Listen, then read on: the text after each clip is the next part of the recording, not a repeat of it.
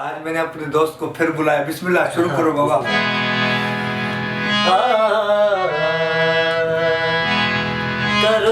करो ना इबादत करो ना, नमाज़े पढ़ो तुम, तिलावत करो ना तुम्हारा ना कुछ कर सकेगा, करो ना कि खालिक की अताअत करो ना कि खालिक की अताअत करो ना। डरो ना बीमारी से डरो ना। गौर से सुनना, जो अरबोपति हो खरबपति हो घरों से निकलो ना, गरीबों की मदद करो, कुछ अल्लाह की राह में दे दो ना।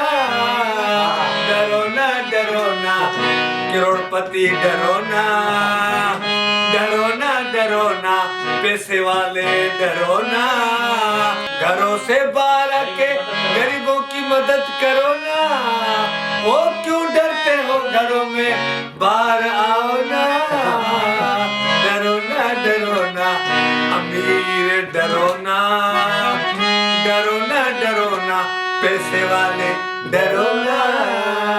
अगर ये वीडियो आपको पसंद आई है तो इसको जरूर लाइक करें, शेयर करें, कमेंट्स करें, फॉलो करें और घरों से निकले गरीबों की मदद करें, सपोर्ट करें, अल्लाह का जिक्र करें, फिक्र करें, नमाज पढ़ें। इंशाल्लाह ये बीमारी भाग जाएगी। I love you my all friends.